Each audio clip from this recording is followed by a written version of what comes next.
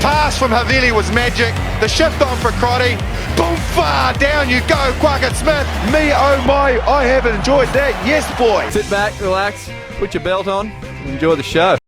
Good evening, ladies and gentlemen, and welcome to the Draft Rugby Show.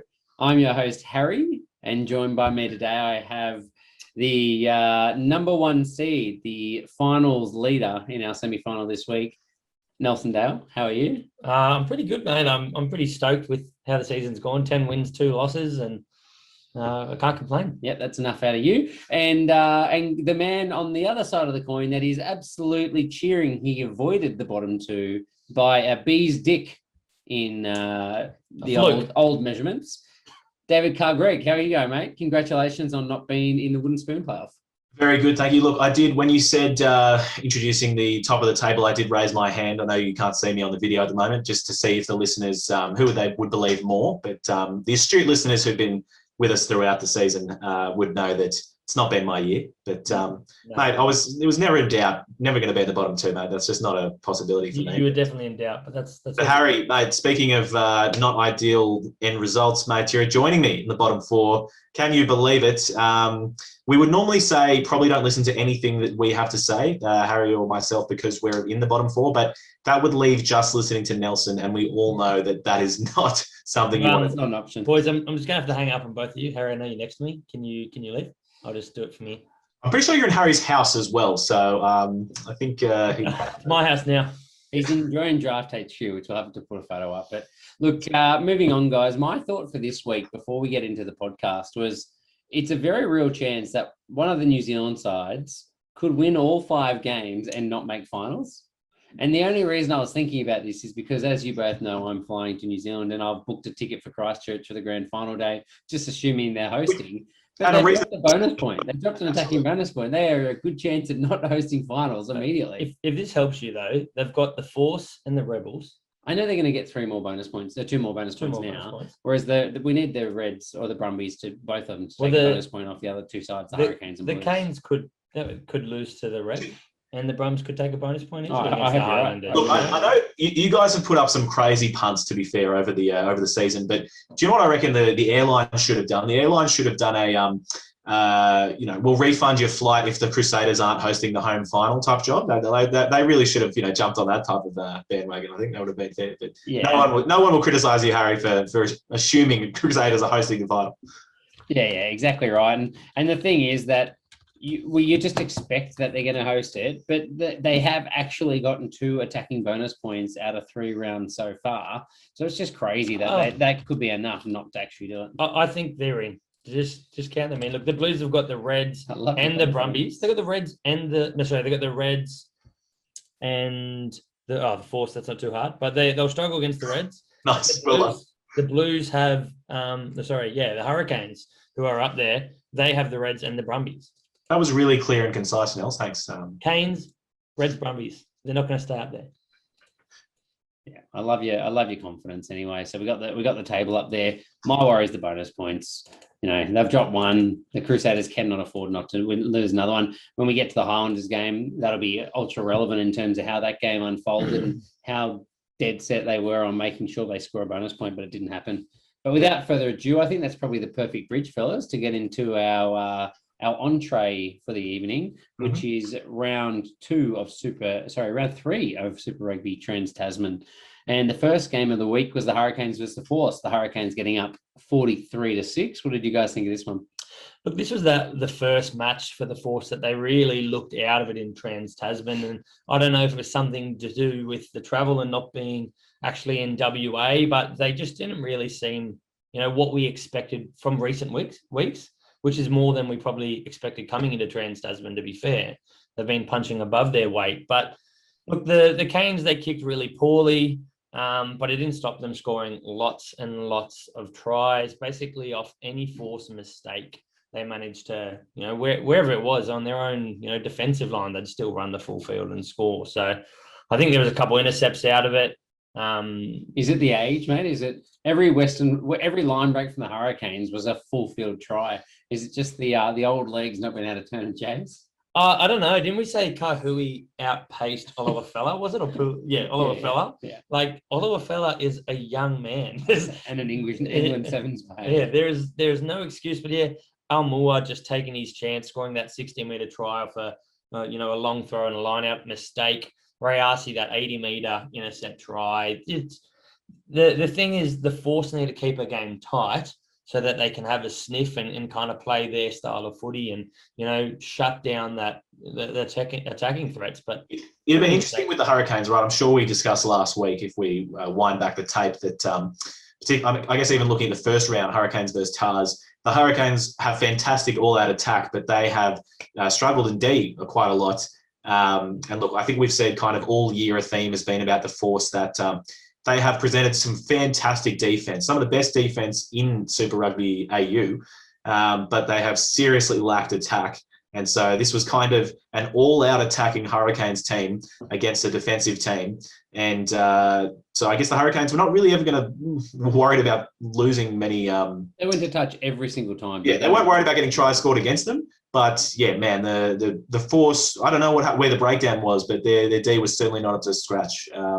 So nowhere near what it was like in the first round against the Chiefs. It was unbelievable. They were opportunistic tries, mate. Like, yeah, definitely. There was a drop pass that Rayasi put in his toe that popped back into his hands and he goes the length. There was an overthrow for a line out that went to Armu. I think it was an overthrow off the back of the line out, and he went 60 meters. Like, you just can't defend that. Like, they're just too good, too quick. But then on top of that, like, don't worry, you go. Don't worry. Yeah, no, it was just definitely it was not necessary class in every step of the match. It was taking opportunities, even if they were just this little glimmer of something. The Hurricanes pulled it out amazingly. Yeah. The other one. I was going to say, last point on that one, Artie Severe coming back, the inspirational captain. Just in case anyone forgot how good he is, his first involvement on the field just makes an absolute incredible turnover in a breakdown, just like 5 people hanging off him, and you're like, yep, all right, he's back. My one thing is people need to stop talking about Griffey being good, because he is, is just not even close, should not even be thrown out there in any talk about All Blacks, anything like that. Why do they keep talking about who's going to be the All Blacks 7 when it's clearly going to be Artie Severe? I don't understand. Well, it should be Artie Severe. Artie might be 8. I don't understand. Well, I mean, that's why there's that discussion there, but they have such a wealth of 6 and 8s that I don't understand that logic. But anyway, there you go. Yeah, it makes no sense to me either. I'm with you. Look, I thought this one as well, the Hurricanes mentality and that through the rest of the competition. This was the round that I think all the Kiwi sides realised that they all had to score attacking bonus points as well. And I think it had all clicked in this week. And that takes us to the Waratahs versus Crusaders, 28-54. The Waratahs were in it for probably 60 minutes. Yeah, they were looking pretty good. Not good, but they were very competitive. And then the Crusaders just turned the screws and it kind of blew out a little bit and it kind of got away from them in the end with that end scoreline. But, I mean, I just think it's unfair that the Crusaders were literally allowed to put Fainganuku, Sevu Reece and Manasa Mataele all in one backline. Like, there's not even counting Richie Mo'unga, who's probably the most dominant player in Super Rugby ever. But those 3 big men, like, that's completely unfair. That's not a Waratahs defense problem. That's like they've gone above the, I don't know, skill allowance or threshold allowance. You're not allowed that. Some competitions have thresholds of how many international players can be in a team. There should be a threshold of how many just amazing outside backs can be in a team. We know New Zealand rugby doesn't have a salary cap, but please can we introduce the skill cap? Yeah, 100%. On that, look, I thought the Waratahs played quite well in the first 40 minutes, but they just didn't use the wind. They had a howling wind behind them. They didn't kick much field position. They ran a lot of ball. They kicked a couple of penalties, and I think they went into halftime in touch. I think it was 24-6 or something like that. And they looked like they were a chance, but I think they really missed a trick in actually trying to take a few more opportunities to go for the line. And I think that's what kind of told in the end. The Crusaders probably took 20 minutes in the second half of not playing good footy until they kind of realised that they could actually have a bit more of a dig, play a bit more field position, then cut them open. Yeah. Like they forgot who they were playing for a little bit. Then they were like, oh, hold on. Is this the Waratahs we're playing? Oh, let's... I think the opposite. Yeah.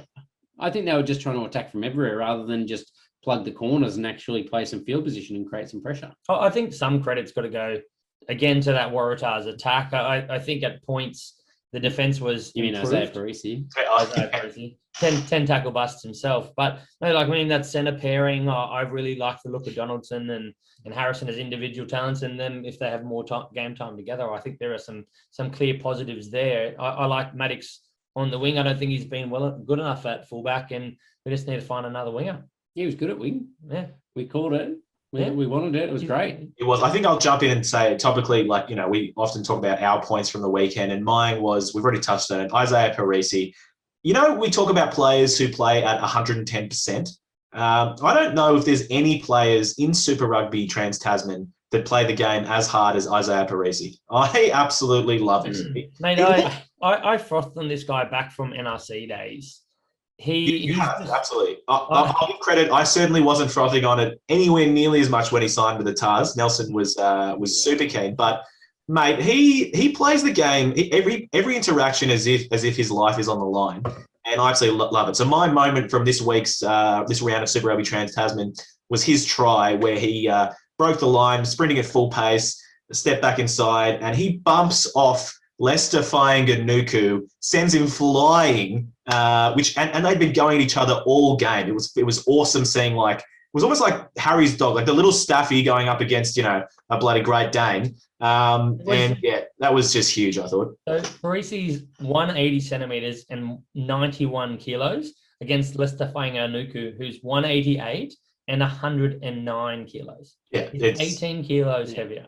It was so good. It was just like, and the best thing is Parisi's chat. Like, you did hear it. So I don't know if you guys heard at some point, they had the refs mic on. He's going off it. He was fighting with him the whole game. And, you know, you could hear the Crusaders being like, look at the scoreboard, man, whatever. And he just didn't care. He's like, mate, I've just sent you flying Fainganuku and scored a try through you. Okay? I don't care. All right? It's the best. I love it. I love that in the last minute, the Waratahs have a penalty of 5 meters out. And it's Parisi that they've given the ball to tap and try and get over the line. It's like, should we get Harry Johnson-Holmes, who's the most tries? Or Angus Bell? No. Give it straight to Isaiah Parisi. He'll get through the forward pack. Oh, mate. It was literally like, you know, one of the greatest movies, Man on Fire of all time. It was literally Man on Fire 2, Isaiah Parisi, the story. It was so good. Yeah. Yeah, that would be fantastic. I'm with you 100%. Yeah, look, I mean, the Crusaders, what can you say about them? They're too good. They're too good. And I hope they get the home final. I'm not fussed. Blues 38, Brumbies to 10. Now, this is probably the most disappointing game of the round for us, or for me at least. Yep. I thought the Brumbies were completely outclassed. I thought the Blues just kind of turned the screws, kept the pressure on, and the gap just got bigger and bigger and bigger, and they didn't seem to have a lot of answers. I thought there was a moment there where Josh Goodhue, we hope he's okay, but rolled his ankle pretty badly. And Patrick Tuipulotu entered the field early. And I just went, oh, man, this is awful news for the Brumbies. Yeah, no, I think that's fair. If you got Tuipulotu come back on, that was the 33rd minute. Yeah. And I mean, at that point, who comes on after him? It's like, oh, Akira Iwani's the next person to enter the field. You're like, come on, man, what is this? This is not fair. I think let's just point out Harry's point, right? Sorry. At the 34th minute, Conor McInnery scored a try and converted. So then the Brumbies were up at that point, 10-7. Then for the next 45 minutes, they didn't score a single point and had 31 points scored against them. Yeah. And you know, we said last week, it worries us how good the Blues can be with Patrick Tuipulotu back into the starting side, because he has been such a talisman for them. Yeah. And I think we saw that. I think Atera Black, you know, hands off to him. We've been bagging him every week, particularly me. He played. he looked very good against the Brumbies. I don't think he's their long-term answer. I stand by that, but he had a crack game. I thought he looked very, very good as well. And you don't think he's their long-term answer over Bowden Barrett? Yeah, or Stephen Kerr franchise, mate. I don't care. Anyway, the other one for me, this is my moment of the week, was that Finlay Christie try. Oh, yeah. He just beat, I think it was 6 or 7 tackles and just ran 600 meters from memory. It was insane. I've never, ever seen him have a run like that in Super Rugby. For anyone, I mean, we've talked him up. I talked to him up the last few weeks and said you should have picked him up. Maybe he would help you make the finals. But Yeah, it could have. If anyone's interested, I mean, hit us up on Twitter and say, you know, start bench, who do we think we should be starting? I got a couple on the weekend, and one was, do I start Finlay Christie or do I start Campbell? Is it the 9 from Hurricanes? And I go, you definitely start Finlay Christie. Like, unquestionably, you start him. and he absolutely destroyed it. Yeah, mate. That's the To be first fair, time he's ever done that. I was going to say, to be fair, that's probably the best game of his life. So He used to always be sick. We loved him. he's a really good player. He's just not a fantastic I fantasy. think the important thing is that, look, we had all said at the start of the year how much we expected him to be the first Great choice, player. for sure. And he did take his time working into that position. I know he was injured for a little bit, but even the Kiwi commentators were saying he's definitely the first choice now, you know what I mean? So Exciting. How about the Reds versus Chiefs? This is probably, I would say, I speak for all of us, our favourite game of the week, particularly the first half, actually. maybe just the first half, really. If you haven't watched it, stop there. You know what I mean? Just tune out. Don't worry. Was it a game of two halves? No, it was a game of one half. I turned it off after that. So the Reds got up 40-34, but let's focus on the fact that it was 33-3 at halftime. Isaac Henry scored the second try of the game to go up 14-3, and then when beautiful line. That was a 9-10-12 off the back of a scrum, and you just hit an awesome line. Simple stuff. Yeah, what a debut! If we're talking about class, starting debut. Yeah. He's definitely one to watch, mate. Like they just have such a plethora of talent. They've got the Creighton brothers, Matt Greeley, these other youngsters that we haven't even spoken of or heard of that are coming through in the next couple of years. It's insane the amount of backline talent that the Reds have. Yeah. One thing about him is they gave him a few years to play first grade with adults before they threw him into Super Rugby, and look how good it has clearly worked for him. Like he's playing like a controlled, stable player. I mean, it's very, very early on in his career to say this, but I mean, Geordie Pataya, those sorts of guys need game time without that pressure on them, playing against adults before you're throwing them in the deep end against, Kiwis. No, mate, stop bagging Geordie Pataya, mate. Do you remember how good he played against England in the World Cup where we just threw him in there? He's the best. Yes, Geordie Pataya. I've got to say, this is the first time I've been disappointed for the 20-minute red card rule. Yeah.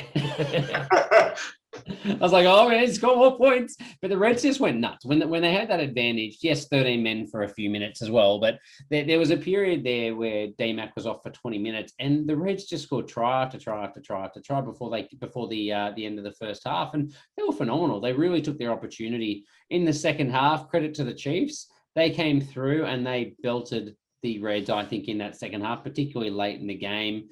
But look, I want to say the same thing as I've been criticising the late flurries from Australian sides. I'll downplay the late flurry from the Chiefs. The Reds were miles ahead, mate. They stopped trying as much. They lost focus. They did not play good footy in the second half by any means. Yeah, sure, part of it was the Chiefs playing that way, but you're up 33-3. You're on top of the world.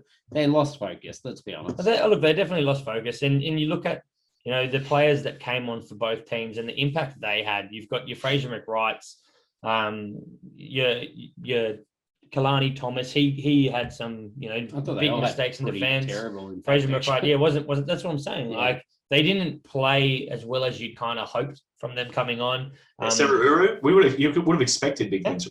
Throw Assessi, these players you expect a bit more from coming on, and they entered a game that they thought they almost had locked down, and it was a negative. There was a fright at the end there, wasn't there? Joe Assessi hogging the ball on that left side, should have just passed it, and they could have scored another try. It almost cost them the whole game if you look back at it. Yeah. The interesting thing is, and tell me if I'm wrong here, but if you're a Kiwi fan, you're watching this and the results the other way around, like the scoreboard's the other way around, you're thinking, there's no way the Chiefs will lose in this game. But as an Aussie fan watching this game, I was like, the Reds could lose this game. Absolutely, yeah. Last 10 minutes, I agree. I thought we mentioned Isaac Henry, but how about Caleb Trask? How good was he at 10? Yeah. I was impressed with him, to be fair, in Aotearoa. I thought that they all did a pretty good job with Gatland as well. But, man, he had a cracking game as well when he slotted into first 5 as well. And he just attacks the line so hard. And it just shows that they really need to give time to Gatland and Trask to continue. Well, yeah, he really stepped up with the loss of McKenzie. But, I think I'd been saying that all year when we had been discussing Gatland or Trask. And I just said, look, the Chiefs are about all-out attack, and Trask, just the way he attacks that line, something Bryn Gatland doesn't have in his game. Yeah, I agree, and you definitely did say that. And I think that was even more important without DMAC. With DMAC, it's a little bit different, and Gatland can play his game, and you still got DMAC injecting himself. But without DMAC, I think Trask has to be your man moving forward.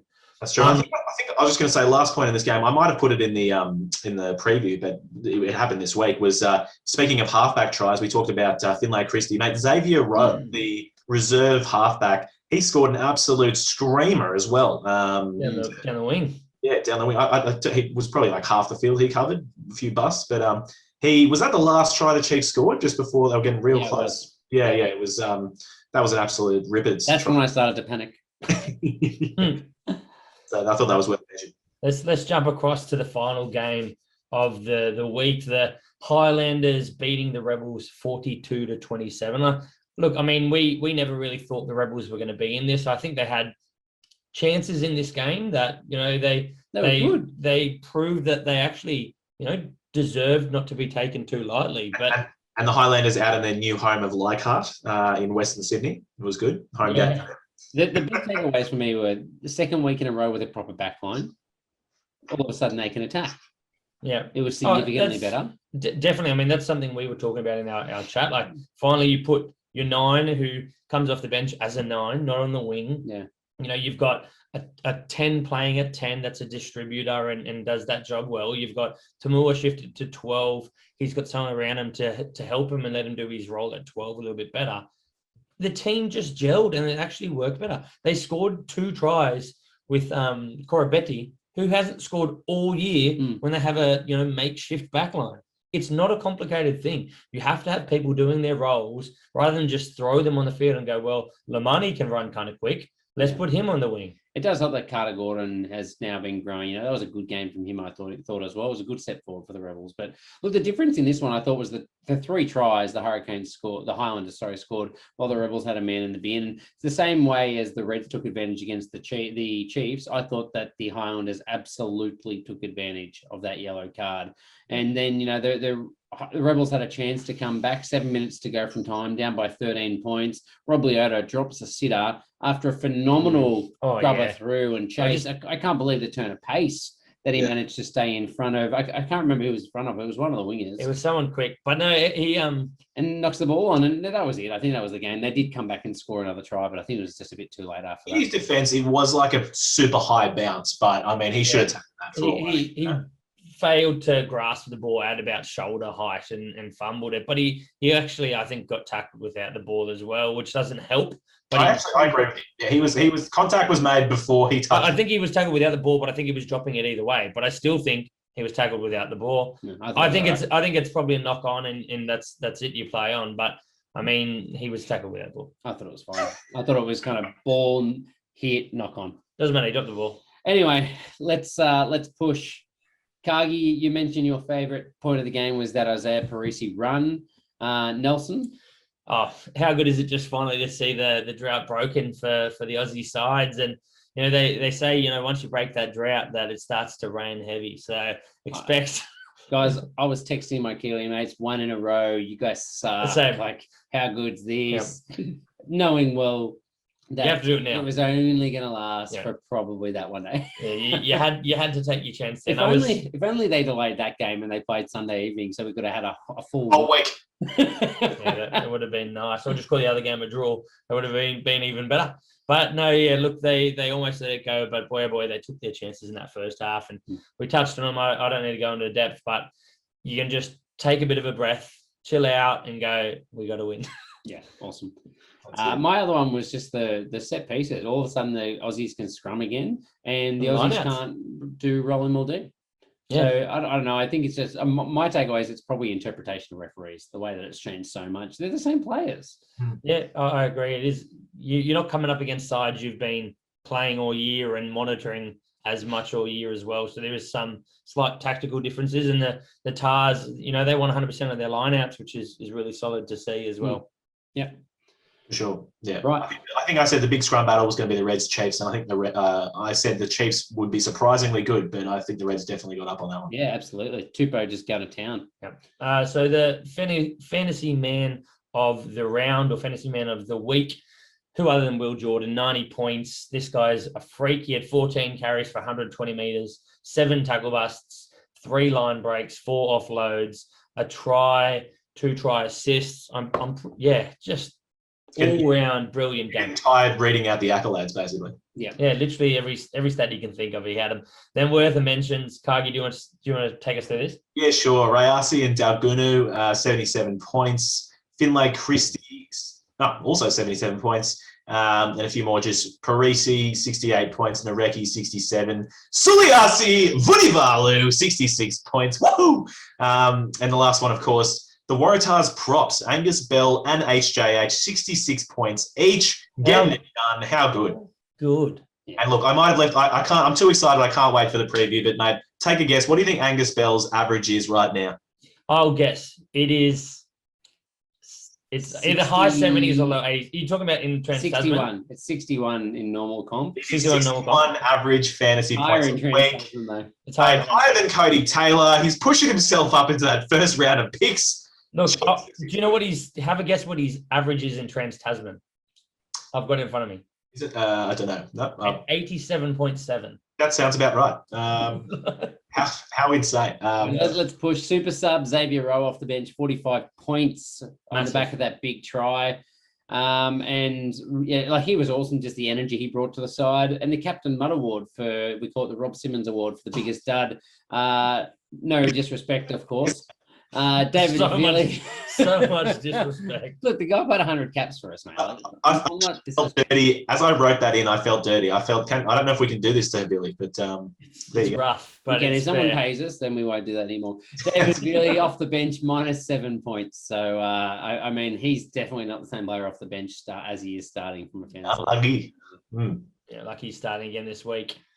Yep. All right, boys. That about wraps up the entree.